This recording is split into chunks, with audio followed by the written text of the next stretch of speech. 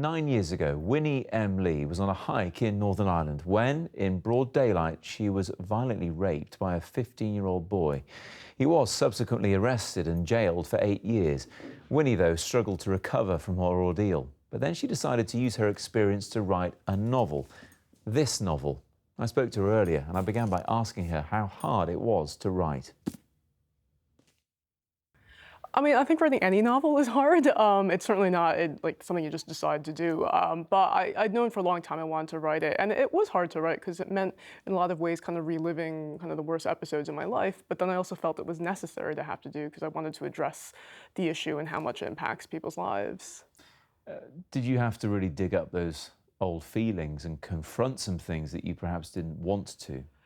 No, I mean, I'm the kind of person that likes to confront things, especially if they're important. So I had to wait about 5 years before I was able to rebuild my life and recover and be at the point where I could write about it as fiction. But yeah, I had to, I obviously had to relive some unpleasant episodes in my life, but at the same time, I really wanted to explore, I suppose, the character of, my perpetrator, and I felt that was necessary as well. Yes, because you write as Vivian in the book, who obviously is a character very closely like yourself. Mm-hmm. But writing as the perpetrator, how did you tackle that? How did you get into that mindset? Frankly, it was more interesting for me as a writer because it allowed for a little bit more creativity and more imagination. So I basically was just trying to examine what was the life of a 15-year-old boy who maybe came from a broken home. And I spoke to a lot of, social workers who work with juvenile sex offenders, and I spoke to forensic psychologists to try to understand the psychology of that kind of sexual violence. And it was difficult to have to confront, but I also felt that unless we as a society are willing to kind of look at the roots of that behavior, we're not going to be able to prevent it from happening again in the future. Why do you think it's important to talk, as someone who's been a victim of rape, about it? Because there's so many people who are affected. So, I mean, I suppose if you look at the statistics, it's probably 1 in 5 women in England and Wales will at least have some experience of sexual violence in their lifetime. So that's a huge part of our society.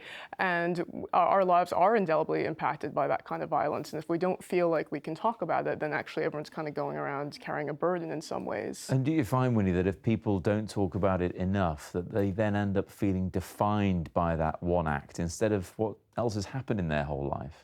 Yes and no. I mean, I talk about it all the time now, right? But I still feel like my life has been defined by it. And I think on some level, I have to be honest about the impact of that crime on my life. But at the same time, being able to talk about it allows me to kind of also understand that I have other things in my life and kind of rebuild that. So it's just a matter of actually feeling like you're not as alone and finding a community out there, people that can understand what you're going through. And how are people reacting to the fact that you've written a book, and perhaps other people who've been victims of it as well?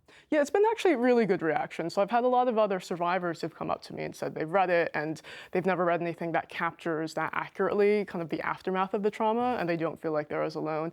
And then I've had a lot of men and a lot of other people who don't really think about the issue that much read it because it's a crime novel, and it's actually made them cry and it's made them think differently about the issue and about what it's like to be, I suppose, as a woman and have to face the specter of sexual violence.